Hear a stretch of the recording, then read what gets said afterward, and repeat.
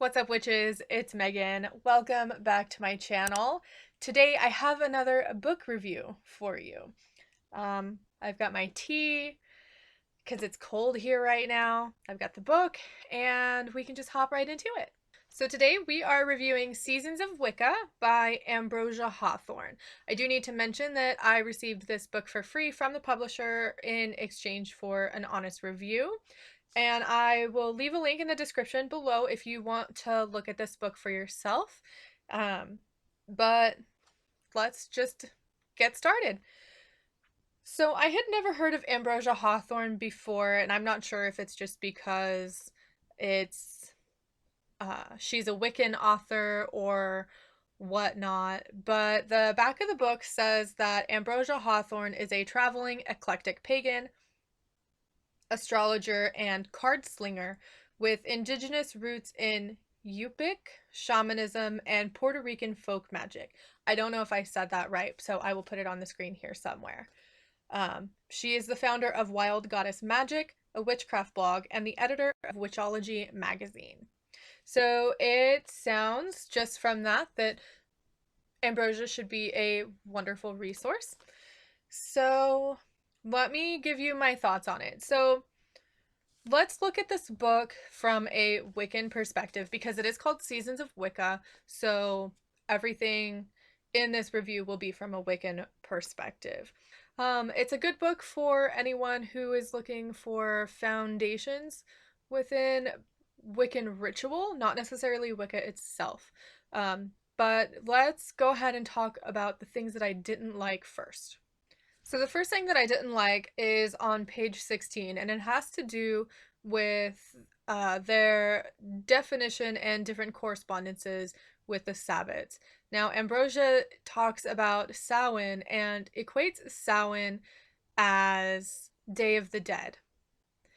Now, Samhain and Day of the Dead are two distinctly separate festivals. Samhain comes from Ireland and the end of the harvest season in Celtic cultures, and Day of the Dead, Dia de los Muertos, comes from some European and Latin American cultures, and they are two very separate celebrations. So Day of the Dead and Samhain are most definitely not the same thing. They have similar themes, but having similar themes doesn't make them the same.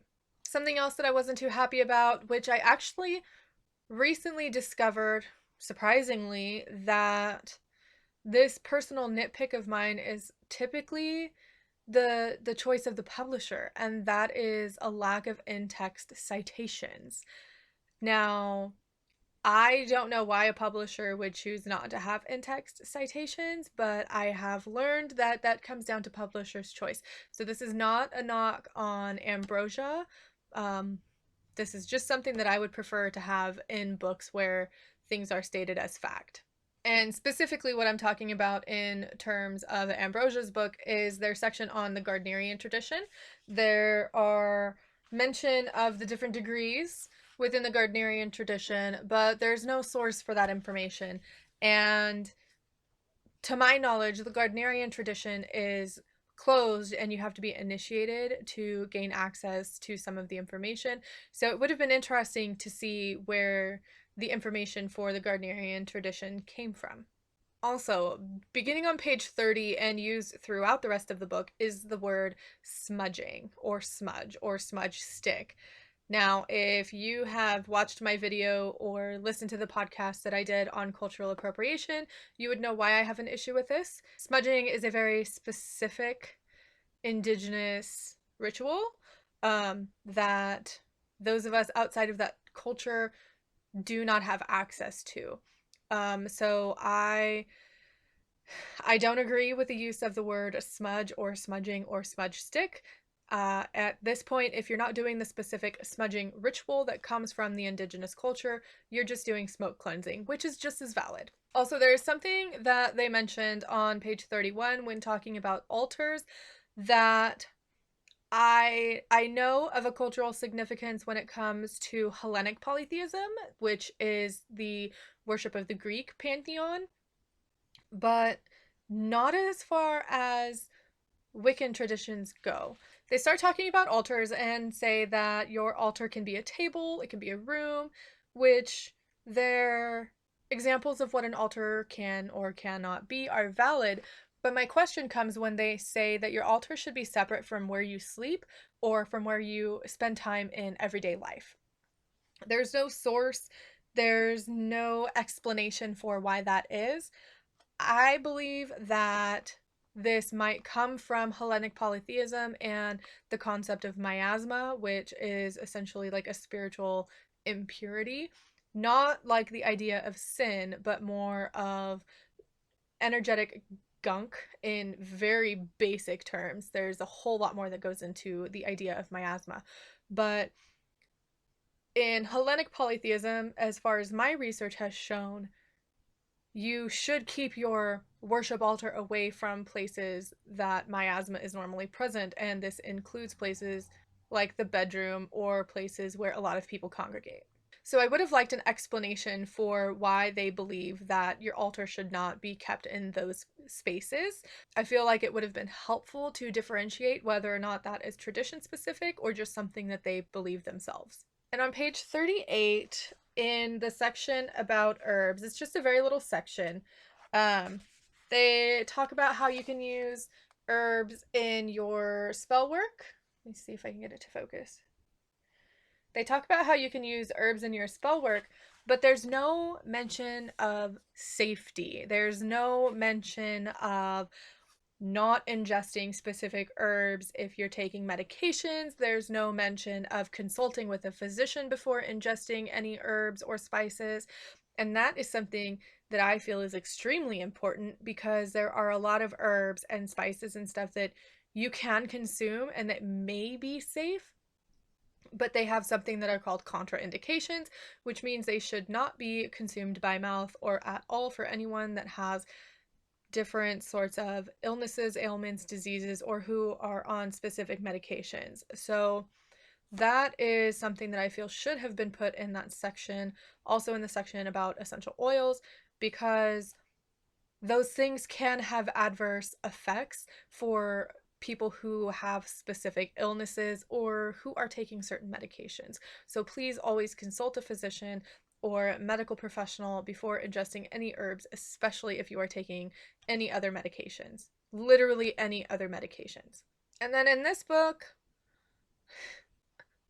there's a suggestion that you do a spell by burying something. Now, this ritual, it's on page 77 and 78 for anyone who's interested.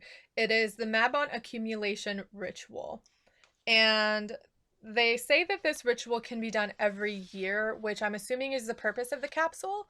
But again, I don't think it's a very good idea to be burying inorganic material in the earth. They say, you go through and you do the spell, then you bury the capsule outside. If you'd like, you can retrieve it and repeat the ritual the following year. However, please don't bury any inorganic material outside because if you're only doing it once a year, chances are you might forget where it is, or, maybe you move and you forget to dig it up. If you're going to bury something, please make sure that it is organic material, it is biodegradable, and it is safe to bury in the earth for not only the earth, but any wildlife that might encounter it. And then starting on page 87, Ambrosia talks about moon celebrations, the SBATs. This is chapter 6. And in each one of these, in the description of the moon, they're separated by the Gregorian calendar and something called the Celtic tree calendar. But in my research, I found that the Celtic tree calendar is more than likely BS that was made up by Robert Graves for his book, The White Goddess. I don't have anything that backs that up specifically. I will leave links to the sources that I did find, but it looks like the Celtic tree calendar is nothing that was used historically. Does that mean that it doesn't have anything to do with modern times? Not necessarily, but saying that it is a historical calendar is completely inaccurate and doesn't have any basis in fact. Ambrosia does write that the names for the months in the Celtic tree calendar are based off of Celtic Ogham, which is not Celtic, it's Irish, and they have a completely separate pronunciation, and there's a lot of history behind the Ogham. So, again, I will leave a link in the description below if you're interested in learning about the Irish Ogham. The link will go to lauraobrien.ie, the amazing resource that I always use when talking about Irish spirituality. She is a native Irish Drí and priestess to the Morrigan, so I will leave that link in the description below as well. But please don't think that this Celtic tree calendar has any historical basis in fact. And then the last thing that I want to say here in terms of things that I wasn't too happy about is on page 156, where Ambrosia talks about hand fasting and hand parting. They say that hand fasting is a Wiccan ceremony that symbolically ties two people together, whereas a hand parting is a Wiccan divorce or symbolic severing of ties. Now, I don't think that hand fasting and hand parting are specifically Wiccan ideas. So to say that it is a Wiccan ceremony is not necessarily accurate, especially since hand fasting does come from a historical tradition. All right, so now moving on to the things that I did enjoy about this book. It wasn't all bad. I do like to talk about the bad stuff before I talk about the good stuff. The cover is just gorgeous. I love the simpleness and the colors. It does perpetuate the wheel of the year. If you look at the colors of the symbols here and the different, the moon, the candle, the flowers, harvest, then you got the skull here for Samhain, that I appreciate that attention to detail in a good book cover.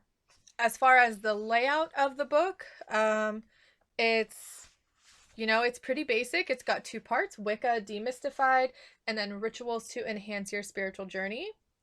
So the first half of this book is information, but then from page let's see, from about page 50 on, it's nothing but ritual. So the first part of the book is information, and then the last part of the book is ritual.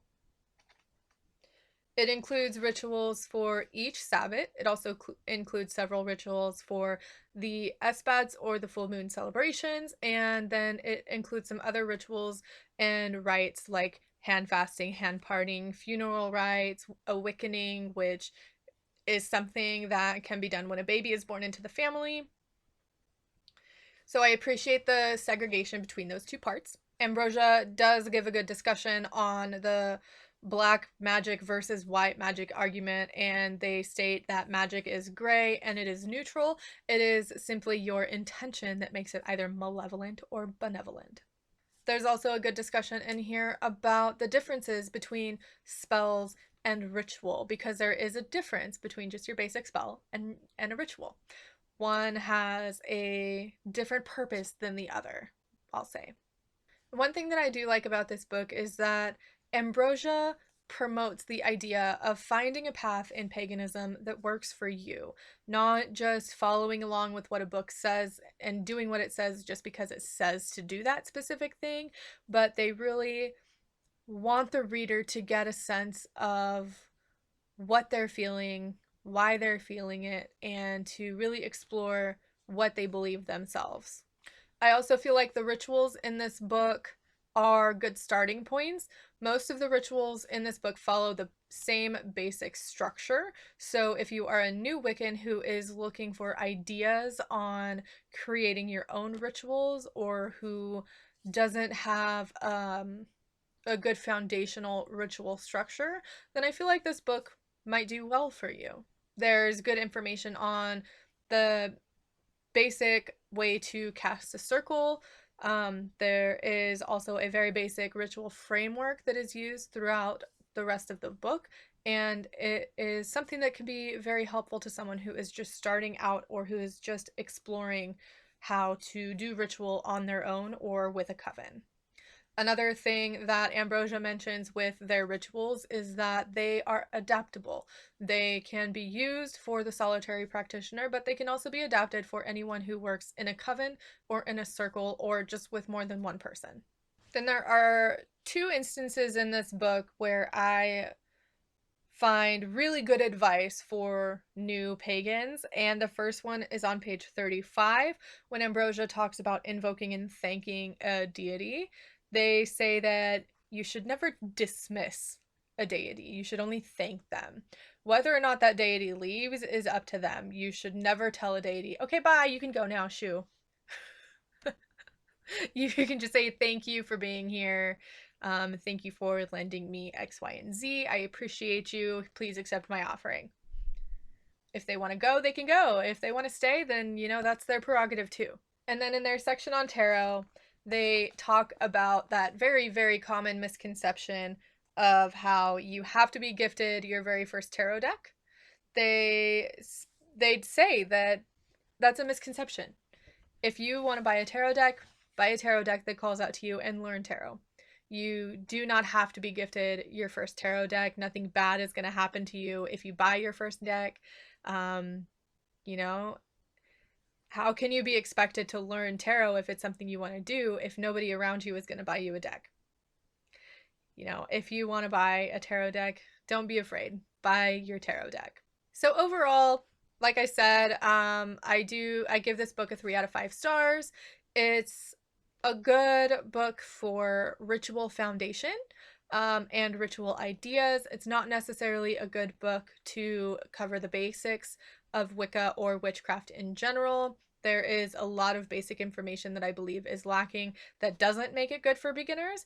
But if you are someone who is looking to get a foundation of ritual or just get some other ideas of things that you can do to celebrate the Sabbats, then this would be a good book for you to pick up. Just remember, as I always say, take everything you read with a grain of salt, cross-reference anything that is stated as fact, and use your critical thinking skills and common sense.